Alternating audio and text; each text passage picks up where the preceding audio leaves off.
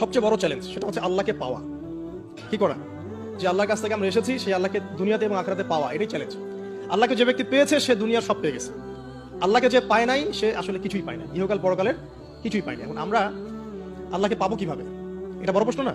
যে আল্লাহর কাছ থেকে, যে জান্নাত থেকে আমরা পৃথিবীতে চলে আসলাম, সেই জান্নাতে যেতে হলে তো আমাকে আল্লাহকে পেতে হবে। তাহলে আমার কি কি করণীয়?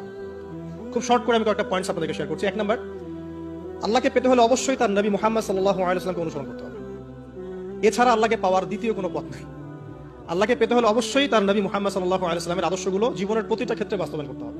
চলাফেরা, ওঠা বসা, খাওয়া দাওয়া, ইস্তেঞ্জা করা, মুআমালাত, ব্যবসা বাণিজ্য, অর্থনীতি, সমাজ, রাষ্ট্র, সব ক্ষেত্রে আপনাকে মুহাম্মদ সাল্লাল্লাহু আলাইহি ওয়াসাল্লামের তরিকা, আদর্শটাকে ফলো করতে হবে। তাহলে আপনি আল্লাহকে পাবেন ইনশাআল্লাহ। যে ব্যক্তি আল্লাহকে পেয়েছে সে দুনিয়াও পেয়েছে, আখিরাতও পেয়েছে। যে আল্লাহকে পায় নাই, দুনিয়াও বরবাদ, আখিরাতও বরবাদ। 1 নাম্বার তাহলে কি কাজ? আল্লাহ পাকের সর্বশেষ নবী মুহাম্মদ সাল্লাল্লাহু আলাইহি ওয়াসাল্লামকে অনুসরণ করা, তার আদর্শ মেনে চলা, 1 নাম্বার। 2 নাম্বার,